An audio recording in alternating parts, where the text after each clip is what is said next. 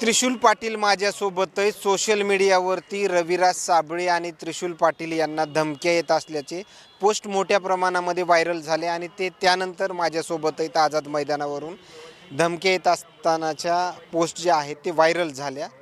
ते नेमकं प्रकार काय रे? कुणी धमक्या दिल्या? कसं आहे, समाजात आपण काम करत असताना आपण एक शेतकऱ्याचे लेकर आहोत. आपण कोणाच्या बापाला भीत नाही. जे आहे ती परिस्थिती मांडतो. अशा याच्यात समोरच्यानी चर्चा करायची सोडून हे बोलणारे माणसंच थांबवायचे.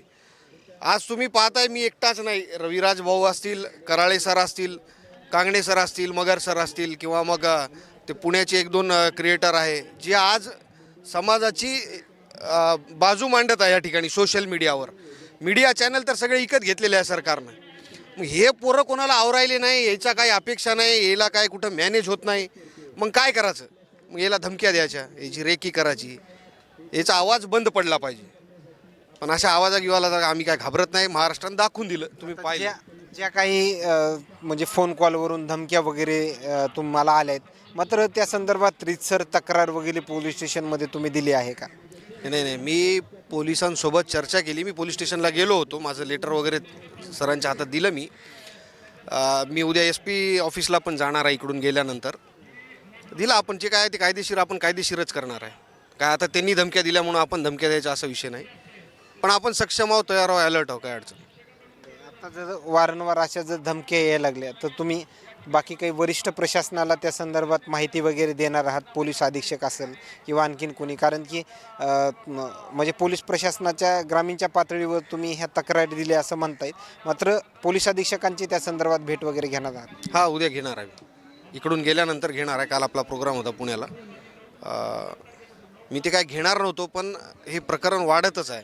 मला असं वाटलं होतं कुठंतरी आपण सांगितलं लोक थांबतील, काहीतरी ऐकतील. पण ह्यांची मगरुरी मुजोरी कायम आहे. याच्या मागं मोठं षडयंत्र आहे.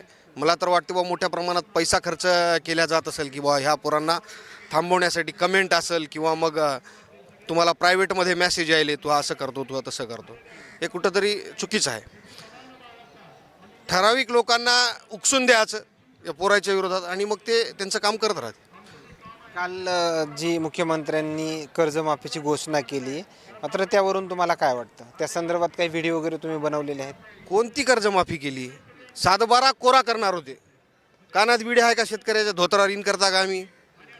आणि तुम्हाला तुमच्या माहितीसाठी सांगतो, अजून एक प्रकरण आहे. मोबाईलमध्ये आता 4-5 शेतकऱ्याच्या रेकॉर्डिंग होता. बँकेमार्फत नवीन योजना राबवली जात आहे. योजना म्हणे काहीतरी सेटलमेंट. सेटलमेंट कशाची? जेव्हा मुख्यमंत्री, या राज्याचे मुख्यमंत्री घोषणा करतात की आम्ही कर्जमाफी केली, 2 लाखापर्यंत केली, जे काय केली ती, मग असं असताना मग आता नवीन सेटलमेंटच्या योजना कशासाठी? त्याचे शेतकऱ्याला फोन कशासाठी? मग बँकेत अजून आम्ही जास्त त्या कॉल सेंटरला माहिती विचारली तर त्यांचं असं म्हणणं झालं की बँकेला अजूनपर्यंत शासनाच्या कुठल्या नोटीस नाही आल्या की काय नाही आल्या की हे अशा पद्धतीनं काम सुरू करा. फक्त घोषणा देत आहे. जे काय 2 लाखाचं दिलं ते, त्या 2 लाखांनी मला असं वाटत नाही, त्याच्यातही अटी शर्ती खूप आहेत. अजून त्यांचं समोर आल्यानंतर कळल. पण तुम्ही 7-12 कोरा करू म्हणून समोर येता, भाषणं हाणता, आणि उद्या आता सत्तेत आल्यावर कुठंतरी शंका आहे सगळ्या गोष्टीवर. हे जे काही तुम्हाला फोन कॉलवरून धमक्या देणारे कार्यकर्ते आहेत, मात्र ते कोणत्या पक्षाचे आहेत किंवा असं काही आहे का? कसं आहे आता आहे ते, मला माहिती आहे त्यांचं. भाजपचे आहेत का इतर कोणत्या? नाही, भाजपशी संलग्न आहे ते. राज्यातल्या एका मोठ्या नेत्याचे कार्यकर्ते आहे असं त्यांच्या बोलण्यावरून वाटते. कारण की ते सांगतात की आमच्या साहेबाबद्दल बोलायचं नाही, असं त्यांचं असते, रोष असते. काल जरांगे पाटलांची भेट घेतली, मात्र हे जे काही धमक्या वगैरे येतात या संदर्भात काही चर्चा वगैरे झाली? नाही, हा विषय दादांना टाकून मला असं वाटत नाही कुठंतरी ह्या गोष्टीबद्दल हे व्हायला पाहिजे. आपण हँडल करू शकतो. आज दीपक बोराडेंची देखील आझाद मैदानावर भेट घेतली. काय नेमकी एकंदरीत चर्चा झाली आणि ते आंदोलन पाहून काय वाटतं? धनगर समाज आणि मराठा समाज केव्हा वेगळा नाही. गावगाड्यामध्ये आम्ही ज्या वेळेला मुंबईला आलो होतो तेव्हा आम्हाला सगळ्या धनगर बांधवांनी लय सपोर्ट केला. आम्हीसुद्धा काल आमच्या मराठा सेवकांची पुणे इथं बैठक घेतली. सगळ्यांनी आम्ही ठरवलं की ह्यांनासुद्धा इथं जे आंदोलक येतील त्यांना कुठं कमी पडावं नाही. आमच्या वेळेला जसं हे सगळे बंद केले होते, हॉटेलं फिटेलं सगळं, पाणी प्यायला मिळालं नाही, ती गैरसोय इथं व्हावं नाही याच्यासाठी मराठा समाज स्वस्फूर्तीनं सगळ्या गोष्टी करणार. अशी आमची अनेक हॉटेल व्यावसायिकासोबत चर्चा झाली, आमची टीमची चर्चा झाली आणि आम्ही सोबत आहोत. इथं पाहिलं गेलं तर ज्यावेळेस मनोज जरांगे पाटील यांचं उपोषण सुरू होतं, सगळे मराठा बांधव जे आहे ते याच ठिकाणी थांबायचे. मात्र आता त्यांना इथून उठवलं जातंय धनगर बांधवांना. तुम्ही त्याकडं कसं पाहताय? नाही, धनगर बांधवांनी कामं हातातले सोडून इथं दीपक भाऊच्या सोबत पाठीशी यांच्या राहायला पाहिजे. समाजाची ताकद, समाजाची एकता इथं दिसायला पाहिजे. हे कुठंतरी कमी पडलं की मग प्रशासन असेल, शासन असेल, ते आपल्या उरावर बसायची कोशिश करते. पण हे किती दिवस चालायचं होय? भाऊचा लढा आता ते माणूस लढत आहे ना, आता नाही येत तर मग केव्हा येता? मी तुमच्या या माध्यमातून चॅनलच्या सांगू इच्छितो धनगर बांधवांना की ताकदीनं 12 महिने कामं आहे आपल्याला, जिंदगीला कामं पडलेले आहे, ते सगळं सोडून द्या. आज या ठिकाणी आम्ही सुद्धा तुमच्या सोबत आहोत. तुम्ही फक्त या, बाकीचं आम्ही सगळं नियोजन लावतो नक्कीच. रविराज साबळेंना देखील तुमच्यासारख्याच धमक्या वगैरे येत होत्या. मात्र त्या संदर्भात रविराज साबळे आणि तुमच्या या चर्चा वगैरे फोन कॉलवरून झाली?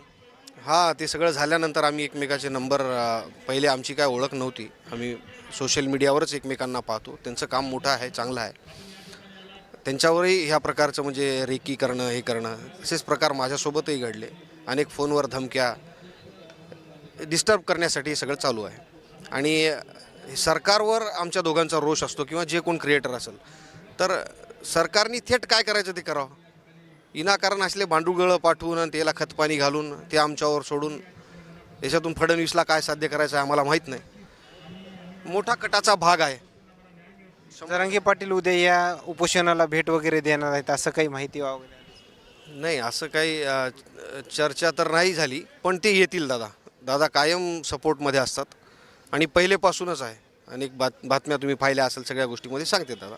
जोपर्यंत हे उपोषण हे होत नाही, त्यांचा निर्णय जो आहे तो लागत नाही, तोपर्यंत तुम्ही इथं मुंबईमध्येच थांबणार आहात? हा, मी मुंबईमध्येच थांबणार आहे. ओके, धन्यवाद. हे होते त्रिशूल पाटील, रविराज सापळे आणि त्रिशूल पाटील यांना धमक्या येत असल्याच्या सोशल मीडियावरती पोस्ट व्हायरल होत होत्या आणि त्यानंतर त्यांच्यासोबत आझाद मैदानावर झालेली चर्चा. मात्र ही चर्चा काय सांगून जाते हे नक्कीच समजलं असेल. मात्र आणखीन काही नवीन अपडेट्स मिळतील का हेही पाहणं तेवढंच महत्त्वाचं ठरणार आहे. कॅमेरामॅनसोबत सूर्य जुमडिया, मुंबई, आझाद मैदान.